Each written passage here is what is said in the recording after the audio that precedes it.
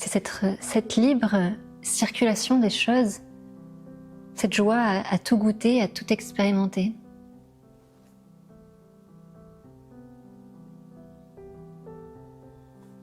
Et c'est ça, sortir de la souffrance. C'est vraiment ça, parce que comment voulez-vous qu'il y ait souffrance quand il n'y a plus de jeu personnel? C'est impossible. Alors il y a des sensations plus ou moins agréables, certes, ça c'est possible. Ça continue d'exister. Mais voilà, même dans le désagréable, c'est goûté, c'est complètement accepté. Parce que, encore une fois, c'est vraiment la nature de ce que nous sommes. À partir du moment où ça existe, à partir du moment où c'est, alors forcément c'est accepté. Donc que ça soit agréable ou pas, en termes de perception, c'est accepté. Il n'y a plus de tension. Il n'y a plus de résistance. Il y a une telle liberté. Être est tellement libre de toute accroche que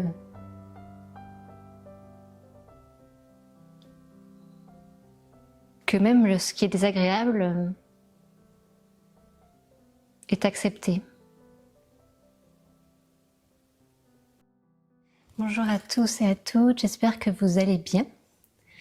Du coup, je voulais faire une nouvelle vidéo depuis la dernière vidéo que j'ai faite, je ne sais plus quand, en 2024, où je partageais mon témoignage sur la réalisation du soi.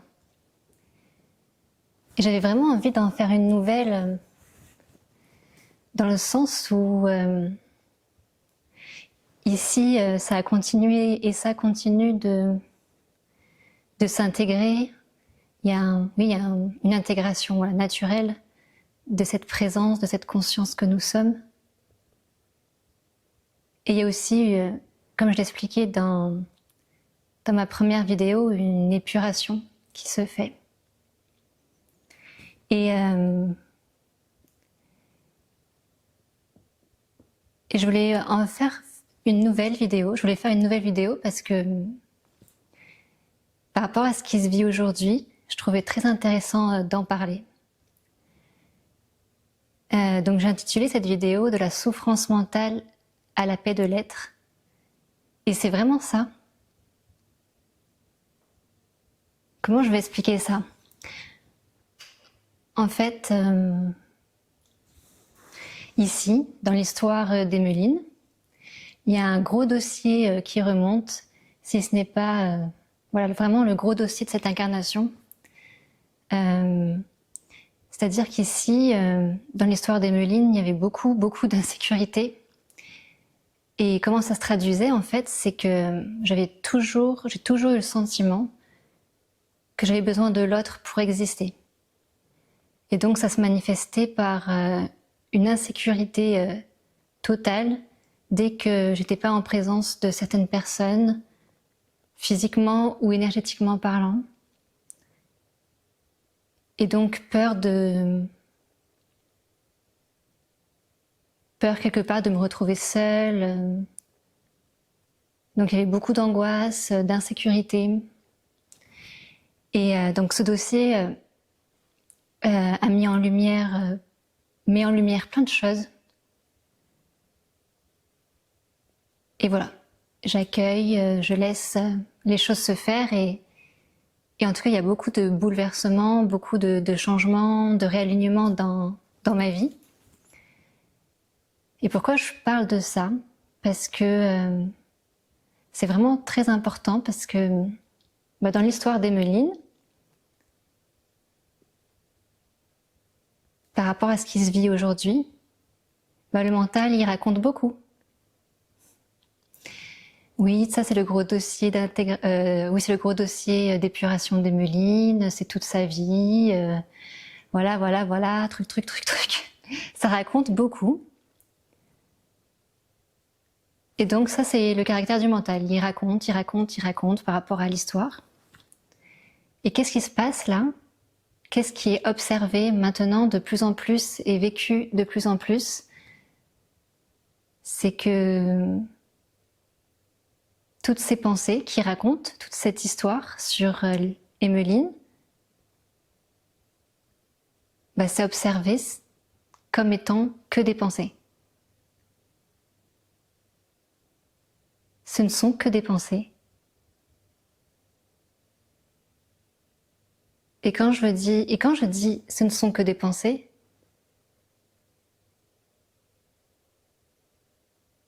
je veux dire qu'il n'y a plus personne pour croire à l'histoire racontée par ces pensées.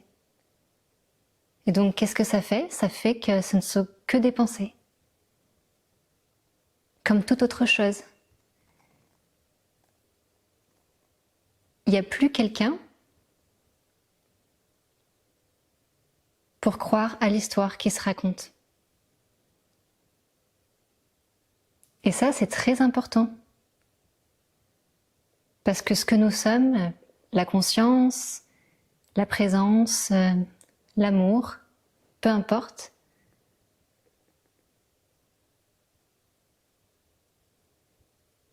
est totalement impersonnel. Ce que nous sommes,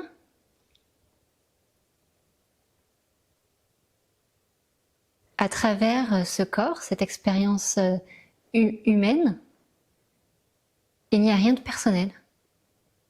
Alors toutes ces pensées, ces sensations corporelles, ces émotions ressenties,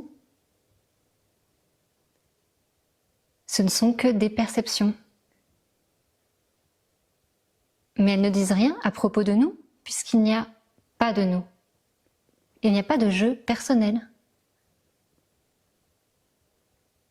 Et c'est ça la réalité de ce que nous sommes. Alors il n'y a plus que des perceptions. Et l'aboiement du chien chez le voisin n'est pas différent que une pensée qui nous traverse, une émotion qui est ressentie, une tension qui est perçue dans le corps. C'est totalement impersonnel. Et il y a une grande joie à vivre ça. Vraiment. Parce que ce que nous sommes est totalement libre. Libre de toute accroche à quoi que ce soit. Libre de toute accroche aux pensées, aux émotions, aux perceptions. Et alors qu'est-ce qui reste? Il reste la joie. La joie de se goûter dans cette liberté de perception. C'est comme si vous goûtez un nouveau parfum de glace, il y a une joie à goûter ce nouveau parfum qui était jusque-là inconnu. Et c'est ça. Ce que nous sommes, c'est cette joie de goûter à toutes ces saveurs, toutes ces nuances.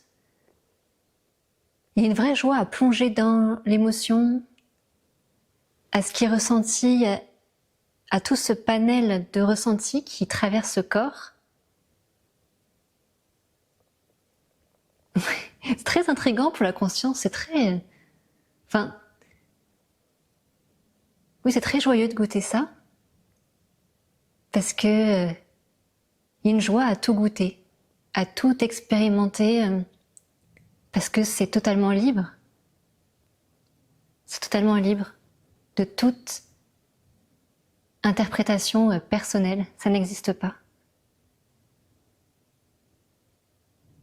Et donc voilà, il reste que la joie de goûter à tout ça.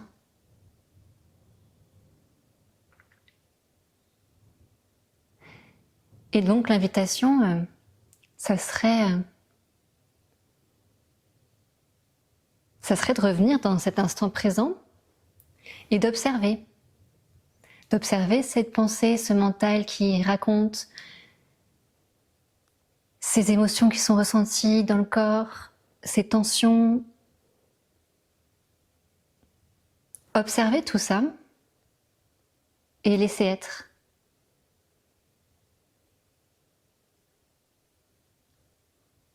Observer à quel point ça circule ou ça circule pas. Et petit à petit, vous allez peut-être vous apercevoir que ça se fait tout seul. Quand il n'y a plus l'interprétation, quand il n'y a plus l'accroche, eh bien, tout circule. Tout est tellement fluide. Parce que c'est ça la vie. C'est cette libre circulation des choses, cette joie à tout goûter, à tout expérimenter.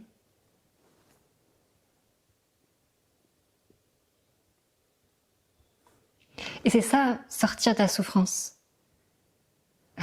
C'est vraiment ça, parce que comment voulez-vous qu'il y ait souffrance quand il n'y a plus de jeu personnel? C'est impossible. Alors il y a des sensations plus ou moins agréables, certes, ça, c'est possible. Ça continue d'exister. Mais voilà, même dans le désagréable, bah c'est goûté, c'est complètement accepté. Parce que, encore une fois, c'est vraiment la nature de ce que nous sommes. À partir du moment où ça existe, à partir du moment où c'est, alors forcément c'est accepté. Donc que ça soit agréable ou pas, en termes de perception, c'est accepté. Il n'y a plus de tension. Il n'y a plus de résistance. Il y a une telle liberté. Être est tellement libre de toute accroche que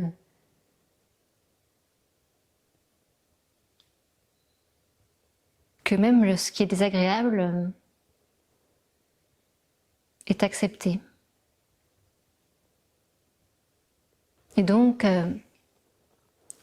dans cette observation de soi, de revenir dans le quotidien à s'observer, à laisser être, de plus en plus, il y a un détachement qui se fait vis-à-vis de cette identification aux perceptions.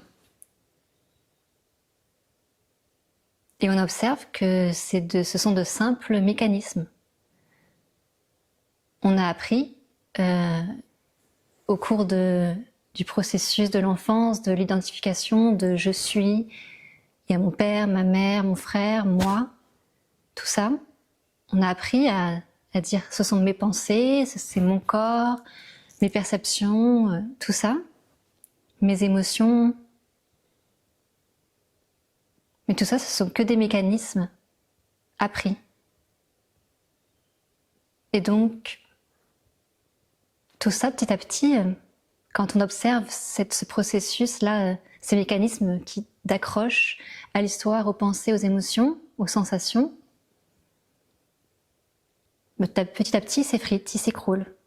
Parce qu'il y a, encore une fois, il n'y a plus quelqu'un qui est là pour alimenter.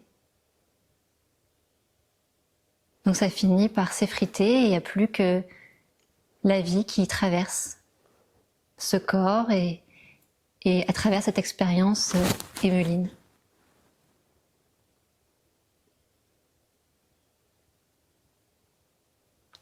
Et même quand ça résiste, quand on résiste à une situation, à une émotion, une tension, même ça, on peut s'abandonner à ça, à la résistance de ce qui est là, parce que ça aussi c'est une perception, c'est un ressenti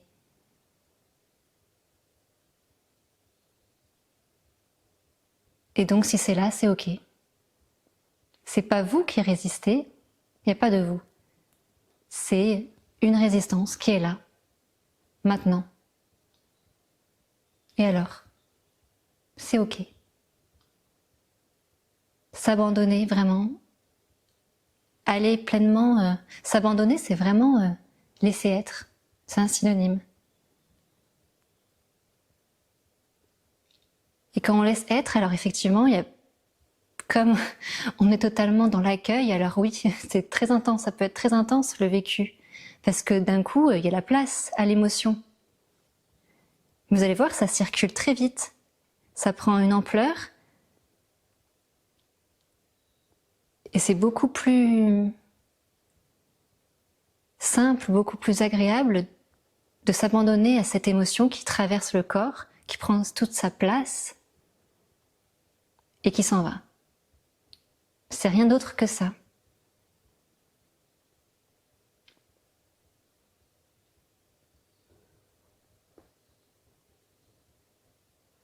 Mais effectivement, la vie, depuis la conscience que nous sommes, depuis ce que nous sommes, elle est très intense. Ça peut être très intense. Moi, j'observe,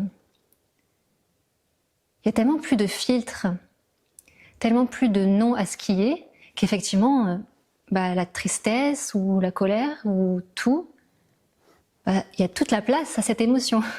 Moi, je me rappelle, des fois, je voyais chez des amis, des enfants qui se mettaient en colère, et des pics de colère, tu te dis, oh, mais c'est impressionnant. Moi, je me disais, mais mon Dieu, c'est impressionnant cette colère, cette intensité.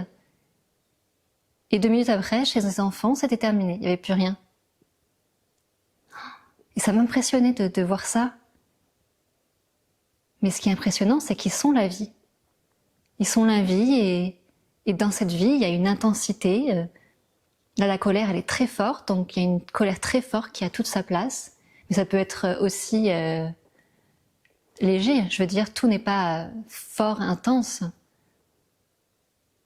Bien au contraire, les choses, petit à petit, commencent à être... les émotions sont moins intenses parce que il y a plus d'histoires qui se racontent.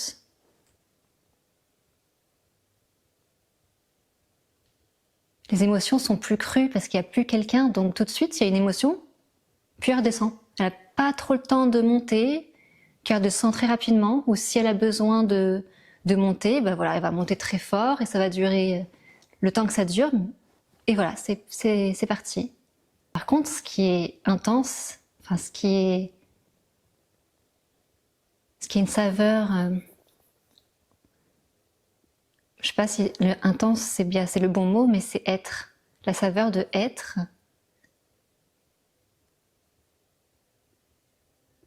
Ouais, être est très intense. Ce que je veux dire, c'est difficile, mais être est très 100%.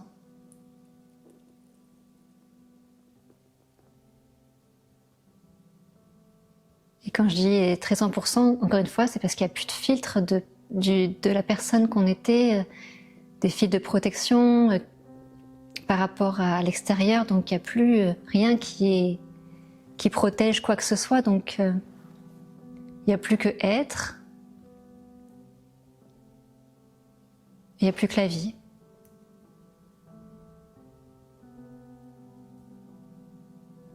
Et cette joie d'être.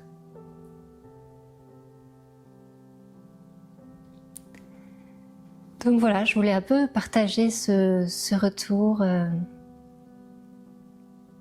de vécu, d'expérience, voilà, en espérant que ça pourra peut-être vous aider sur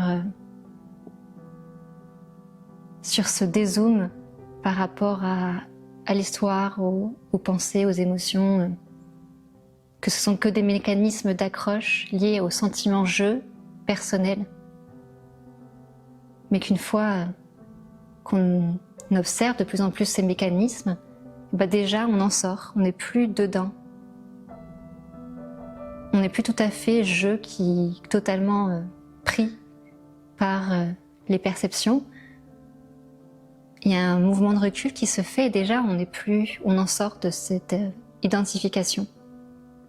Et là c'est la clé de la sortie, la clé de la liberté qui ramène à être, à la conscience, qui est totalement impersonnelle. Je vous remercie pour votre écoute et puis je vous souhaite une belle journée.